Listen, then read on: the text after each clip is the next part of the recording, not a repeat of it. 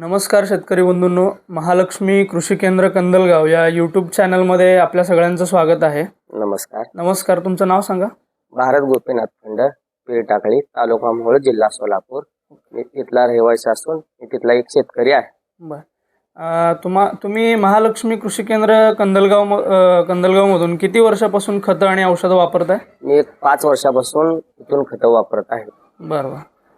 इथून जे मार्गदर्शन होतं किंवा महालक्ष्मी कृषी केंद्र कंदलगावमधून जे काही तुम्हाला खतं औषधं जे तुम्ही घेऊन जाता त्याचे रिझल्ट कसे वाटले तुम्हाला? महालक्ष्मी कृषी केंद्र कंदलगाव इथून जी खतं किंवा औषधं जे नेतो ते 100% रिझल्ट चांगल्या पद्धतीने लागतो इथून, म्हणून मी तेवढ्याच 15 किलोमीटरहून इथे येत आहे। ओके।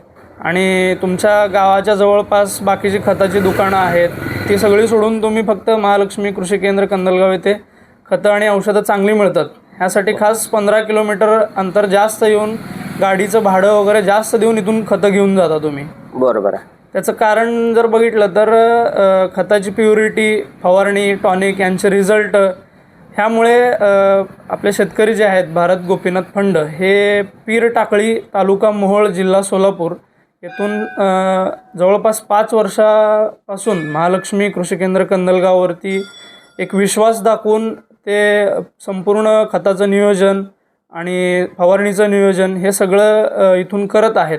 तर याला जवळपास 5 वर्ष पूर्ण झालेली आहेत। आणि आत्ता तुम्ही काय कशासाठी खत आणि औषधं घेतलेली आहेत?